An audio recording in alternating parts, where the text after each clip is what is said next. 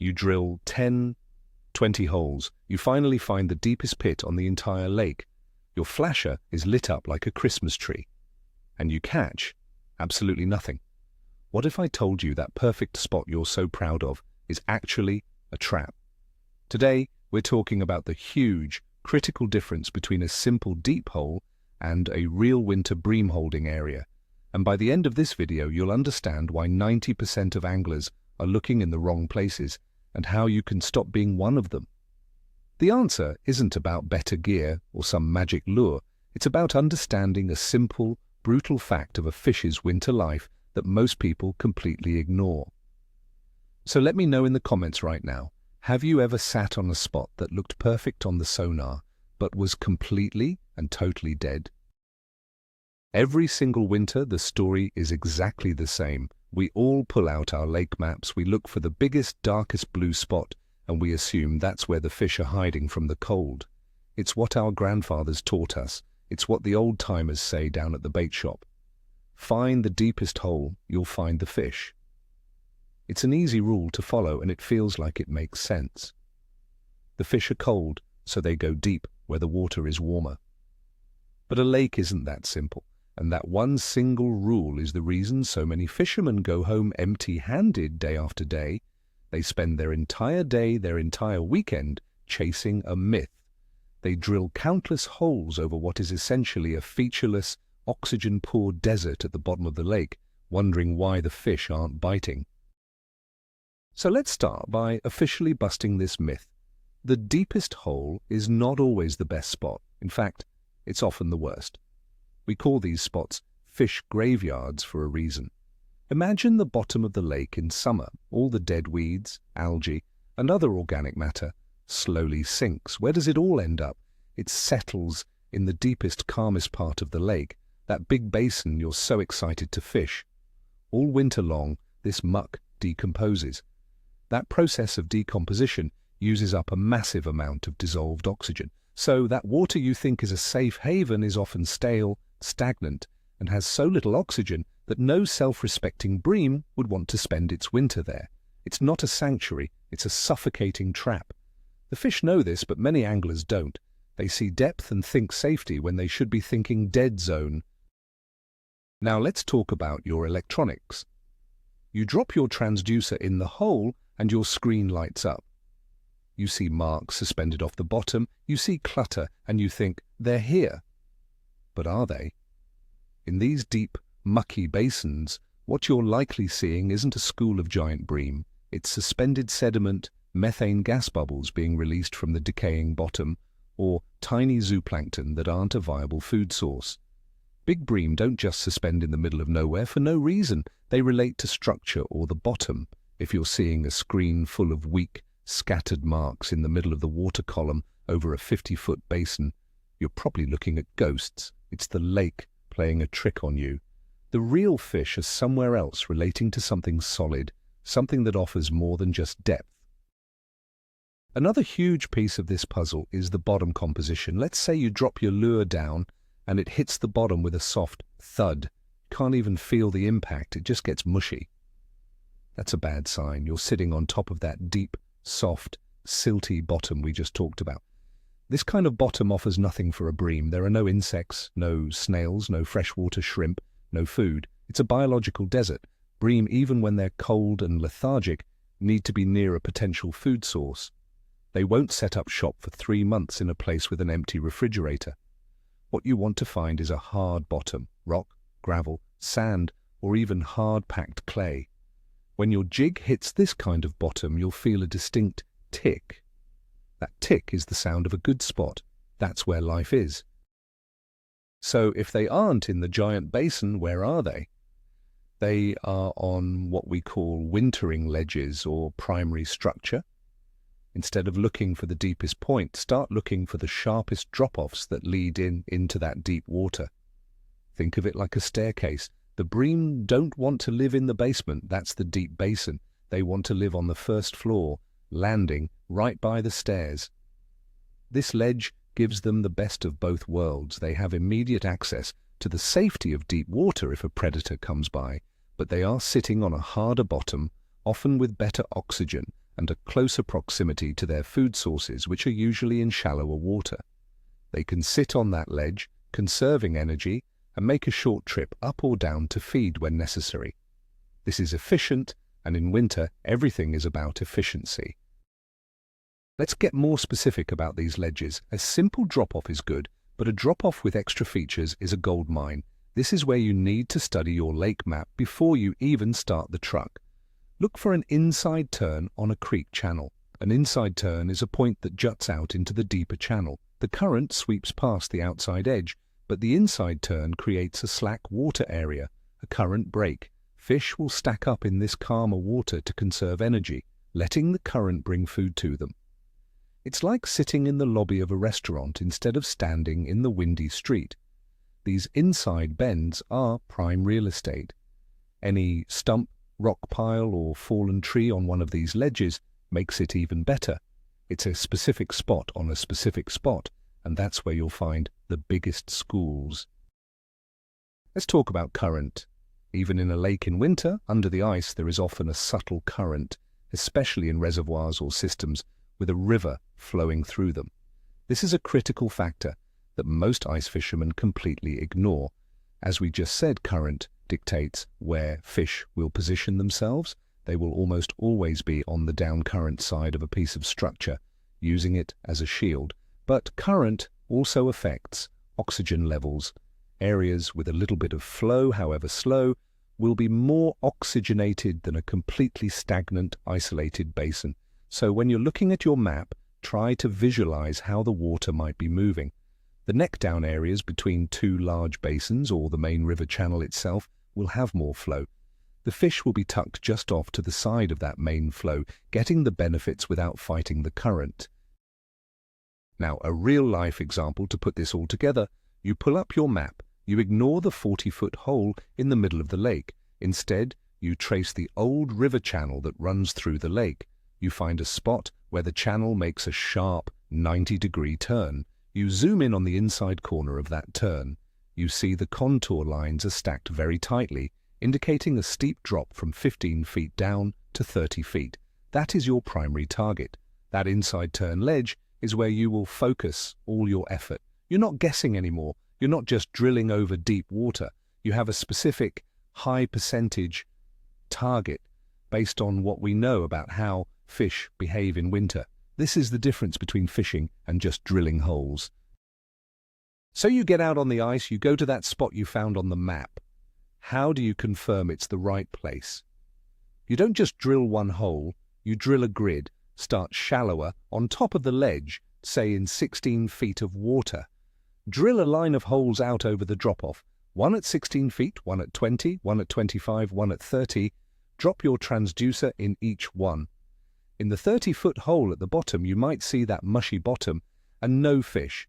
But as you check the hole at 25 feet, right on the slope of the drop, you suddenly see a thick red line on your flasher, indicating a hard bottom. And just above it, you see multiple strong signals. Those aren't ghosts, those are Bream, stacked up exactly where they are supposed to be. You've just used a systematic approach to pinpoint the school. Let's dig deeper into what you should be seeing on your flasher or sonar when you've found a true wintering spot. It will look very different from the ghosts in the basin. On a good spot, the fish will be tightly grouped and very close to the bottom.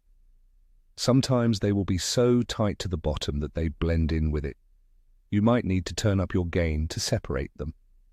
They aren't actively chasing bait all over the place, they are conserving energy. A classic sign is seeing your jig go down, and as it gets close to the bottom, a red or yellow line slowly rises up off the bottom to meet it. That is a lethargic winter bream showing interest. It's a subtle, slow-motion event, completely different from the aggressive marks you see in the spring or fall. Let's discuss the idea of a transition zone. This is one of the most productive and overlooked types of spots. A transition zone is simply where one type of bottom changes to another. The most common and best one is where a soft, muddy flat meets a hard gravel bank or a rocky point. Think about it. The soft mud might have some insects or larvae burrowed in it, and the hard bottom provides cover and structure. The fish will hang out right on that edge, that seam between the two. Why? Because it gives them easy access to multiple types of habitat. They can slide over to the mud to feed, and then slide back to the rock for safety. Finding these transition lines on a map can be difficult, but finding them with your auger and your electronics is a game changer. Drill holes until you see that bottom reading on your sonar change from a thin, weak line to a thick, bright one. Remember to always look for the food. It's the golden rule of fishing, and it doesn't stop in the winter. Where are the bait fish? Where are the shiners, the small perch, the invertebrates? They are also seeking stable, oxygenated water, and they are also relating to structure. Often you will find schools of baitfish suspended just off those same ledges and points where the bream are holding. If your fish finder is showing clouds of bait, you are in the right neighborhood. The bream might be sitting right below them or just off to the side, waiting for an easy opportunity. If you find a spot that has a sharp drop, a hard bottom, and is loaded with bait, you should not leave that spot. You have found all the ingredients for a perfect winter holding area. Now it's just a matter of patience. Let's consider the psychology of the fish. In winter, their entire world shrinks, their metabolism slows way down. They are not in a roaming, aggressive hunting mode, they are in survival mode. They want to find one location where they can expend the least amount of energy possible to survive until spring. They need safety from predators, stable water temperatures, sufficient oxygen, and nearby food. The deep, featureless basin only offers one of those things, stable temperature. But it fails on all the other counts. A sharp ledge next to the main channel, on the other hand, ticks all the boxes. That's why they will pack into these specific locations in huge numbers. Your job isn't to find a single fish, it's to find their winter apartment building. So, how do you adjust your presentation when you find these fish? You have to slow down, way down. These fish are not going to chase a lure that's being ripped aggressively up and down. You need small jigs tipped with a single maggot or a wax worm. Your movements should be tiny. Often, the best technique is to hold the jig completely still, a few inches off the bottom, and let the natural movement of your hand be the only action. Watch your flasher. If a fish rises to look at your jig, don't jig it more, just hold it dead still. Let the fish decide. This is a game of finesse and patience. The aggressive tactics that work in the fall will send these neutral mood fish scurrying. It's a completely different mindset you need to adopt. Another key feature to look for, especially in man-made reservoirs, is old roadbeds. Before they flooded the valley to create the lake, there were roads, bridges, and building foundations. These are all now at the bottom of the lake, and they create incredible structure. An old roadbed is a raised, hard-bottom highway for fish. The edges of the roadbed create a small, defined drop-off that fish love to follow. If you can find where an old river channel intersects with an old roadbed, you have found what anglers call the spot on the spot. These locations are a magnet for fish all year round, but especially in winter. It takes some research with old maps or advanced hydrographic charts, but finding one is like finding a treasure chest. Let's reconsider those marks on your sonar for a moment. Let's say you're on a good spot, a ledge with a hard bottom. You see marks, but you're not getting bites. What could be happening? You might be looking at the wrong kind of fish. It's very common for schools of smaller fish like tiny perch or shiners to occupy a spot. The big bream might be nearby but slightly off to the side or holding even tighter to the bottom. Don't be afraid to move. If you're on a great-looking spot but only catching tiny fish after 20 minutes, move 20 feet to the left or right. Drill another hole. Sometimes the biggest, oldest fish in the school will claim a very specific piece of cover, like a single stump or a rock, and the rest of the school will be scattered around them. A small move can make a huge difference. Let's talk about timing. Even on the best wintering hole, the fish won't be feeding 24 hours a day. There are still prime feeding windows, even though they are much shorter and less intense than in the summer. The low light periods of early morning and late afternoon are still your best bet. A lot of times, a school of bream will sit motionless on the bottom all day. Then, for a 30-minute window, as the sun starts to set, they will rise up a foot or two off the bottom and actively feed. If you've been sitting on a dead hole all day, don't give up before that last hour of daylight. That can be when the magic happens. You have to be patient and be there when they decide it's time to eat. Being on the right spot is half the battle. Being there at the right time is the other half. Now let's address an old belief about barometric pressure. Many old-timers swear that fish won't bite on a high-pressure bluebird sky day and that you need a falling barometer ahead of a storm. In winter, this is magnified. A stable or slowly falling barometer is definitely your friend. A rapidly rising barometer after a major cold front can shut the bite down completely. While you can't control the weather, you can use it to plan your trips. If you see a stable weather pattern for a few days or a big storm system approaching, those are the days to be on the ice. If a massive cold front just blew through and the pressure is skyrocketing, maybe that's a good day to organize your tackle box.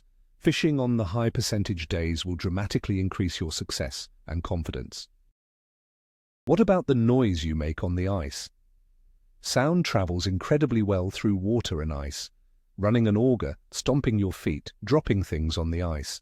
All of this creates a huge disturbance. When fish are in a neutral or negative mood, this can be enough to make them unwilling to bite or even cause them to move away. When you get to your spot, drill all your holes at once. Get the noisy work out of the way. Then move quietly between your holes. Try not to run or stomp. This is especially critical in shallower water, say less than 20 feet. Be stealthy. Think of yourself as a hunter, not just a fisherman. Your approach can be just as important as your lure choice, especially when the fish are finicky. Let's also touch on the idea of community holes. You know the spot. The one where there are always 10 trucks parked and 20 ice shacks set up. It's tempting to fish there because clearly fish are being caught. But these spots get immense pressure. The fish become educated and wary. Often the bigger, smarter fish are pushed to the edges of these spots away from the main crowd. Instead of fishing in the middle of the pack, try exploring the same piece of structure 100 yards away. You might find an overlooked little corner or a secondary drop-off that is holding a fresh, unpressured school of fish. Don't be afraid to leave the crowd behind. The best spots are often the ones you find yourself, not the ones you follow others to. Finally, let's put it all into a new checklist. Before you decide to fish a spot, ask yourself these questions. 1. Is it just a deep basin, or is it a piece of structure like a ledge, point, or inside turn? 2. Is it adjacent to the main deep water, offering an escape route? 3. What is the bottom content? Can I find a hard bottom? 4. Is there a potential food source nearby? Am I marking bait? 5. Is there a current break or some other unique feature? If a spot checks all, or at least most of these boxes, you have found a high percentage wintering area. You've moved beyond the simple myth of deepest is best and started thinking like a fish. And that right there is the secret to consistent winter success. So, let's pull all of this together. We've completely busted the myth of the deepest hole. We've learned that most of those deep, muddy basins are lifeless deserts, not fish hotels. They often lack oxygen, they lack food, and the marks you see on your screen are probably just junk fooling you. The real turning point, the biggest aha moment here, is that winter bream aren't just hiding, they are strategically surviving. They need very specific spots, ledges, inside turns, hard bottoms with access to food that offer security and stability with minimal energy cost. You're not looking for a random hideout, you're looking for their winter life support system. Once you stop chasing depth for depth's sake and start searching for these specific structural elements, your entire approach to ice fishing is going to change. You'll spend far less time drilling over dead water and much more time on top of active, catchable fish. Thank you so much for watching. If this video blew your mind a little or confirmed something you've suspected for years, do me a huge favor and hit that like button. Make sure you're subscribed so you don't miss the next tip.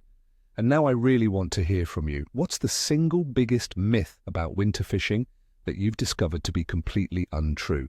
Let's get a great discussion going in the comments below.